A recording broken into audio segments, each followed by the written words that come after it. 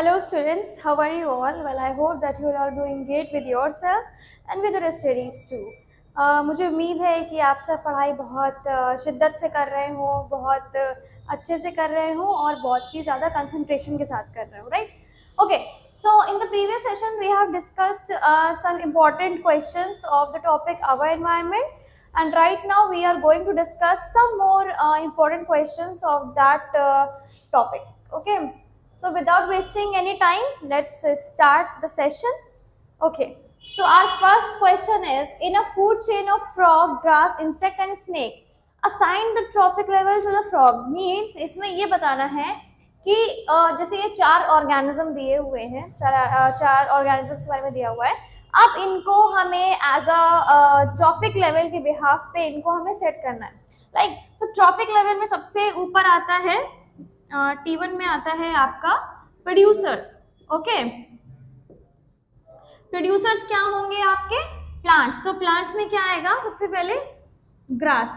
Okay, grass सबसे पहले आएगा. क्यों? क्योंकि दैट इज अ प्लांट जो कि ऑटोट्रॉफ है, जो अपना खाना खुद बना रहा है. सो प्रोड्यूसर्स को हम सबसे पहले रखते हैं. ओके, इसके बाद आएगा इंसेक्ट जो कि ग्रास को खाएगा.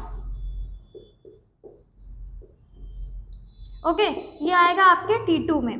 नाउ T3 में लाइक ट्रॉफिक लेवल है ये T1, T2, T3, that is known as the trophic level. Insect के बाद आएगा आपका फ्रॉग. ओके, देन फ्रॉग के बाद आएगा आपका स्नेक. ठीक है, ये आपका T4 में आएगा. सो इस बिहाफ पे आप ट्रॉफिक लेवल को डिटरमाइन करते हो. सबसे पहले आपके आते हैं प्रोड्यूसर, जिनके पास सबसे ज्यादा अमाउंट ऑफ एनर्जी होती है. उसके बाद जितना ऊपर आप जाते हो, ठीक है, उस इकोलॉजिकल पिरामिड में, ठीक है, जो कि ट्रायंगुलर बेसिस पे बनता है, तो उसमें जितना ऊपर आप जाते जाओगे एनर्जी का डिस्ट्रीब्यूशन उतना ही कम होता चला जाता है. एनर्जी जो होती है वो डिक्रीजिंग ऑर्डर में ऊपर जाती रहती है. Okay, so this was the first question, and now the second question is, what comes at the second trophic level of food chain? food chain के अगर हम पर्सपेक्टिव से बात करें तो सेकेंड ट्रॉफिक लेवल में क्या आता है? ठीक है, तो सबसे पहले तो आपका आएगा प्रोड्यूसर्स. प्रोड्यूसर्स के बाद आएगा primary consumer. Okay, so the right answer is primary consumer. Primary consumer होता है जो कि प्लांट्स को खाता है, जैसे कि काऊ हो गया, डियर हो गया. इंसेक्ट जैसे हमने यहाँ पे बात किया, insect is known as the primary consumer जो कि ग्रास को खा रहा है. ठीक है, तो सेकेंड ट्रॉफिक लेवल में आता है आपका प्राइमरी कंज्यूमर. ठीक है, okay, what does trophic level represent in a food chain? Trophic level क्या रिप्रेजेंट करता है? किस लिए बनाया जाता है ट्रॉफिक लेवल या इकोलॉजिकल पिरामिड? बेसिकली ये इसलिए बनाया जाता है क्योंकि इसमें हम एनर्जी का डिस्ट्रीब्यूशन दिखा सके. ठीक है, जैसे सबसे ज्यादा एनर्जी से सपोज दैट कि 1000 जूल की जो एनर्जी है, ठीक है, वो प्रोड्यूसर्स के पास, प्लांट्स के पास प्रेजेंट है 10,000 जूल की. ठीक है, 10,000 जूल की प्लांट्स के पास प्रेजेंट है. अब उसके ऊपर जैसे पिरामिड जाता रहेगा, ये एनर्जी उतनी ही डिक्रीज होती चली जाएगी. ठीक है, 10% डिक्रीज होती चली जाती है. ठीक है, 10% ही जाती रहती है.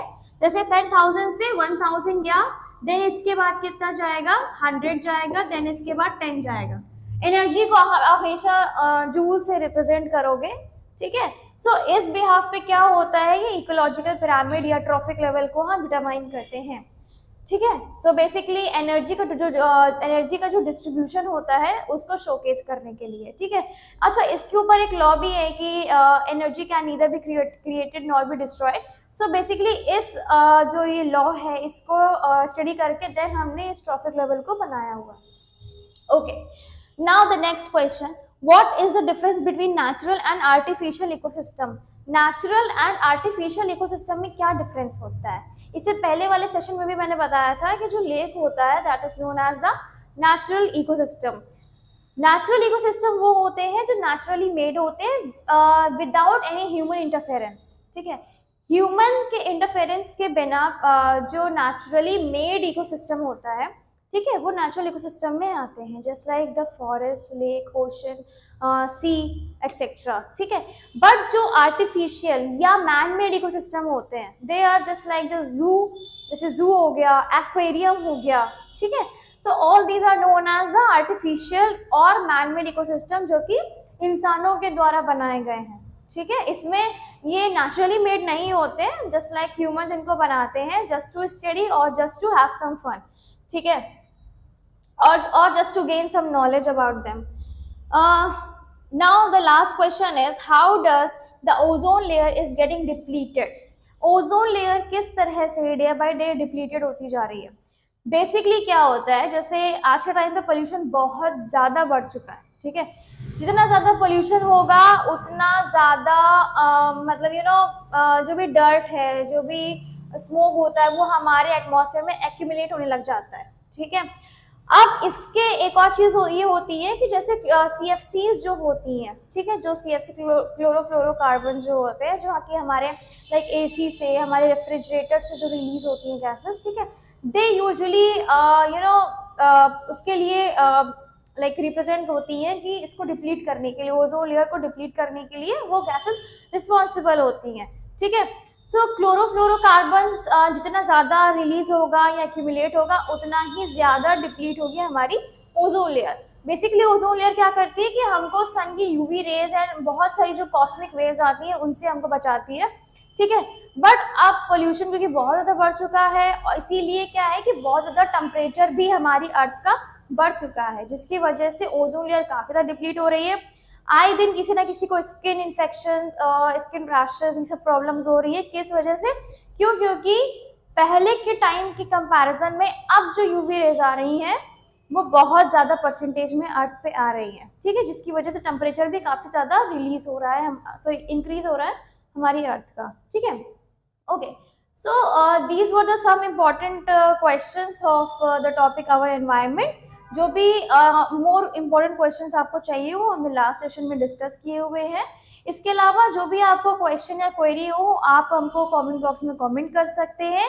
इसके अलावा आप हमको टेलीग्राम चैनल पे भी ज्वाइन कर सकते हैं। एंड अभी के लिए thank you so much. I hope कि आपको ये क्वेश्चंस काफ़ी ज़्यादा अंडरस्टैंडिंग वाले लगे हो। ठीक है, और कोई भी अगर इशू होता है तो आप हमको कमेंट बॉक्स में कमेंट करके आप पूछ सकते हो।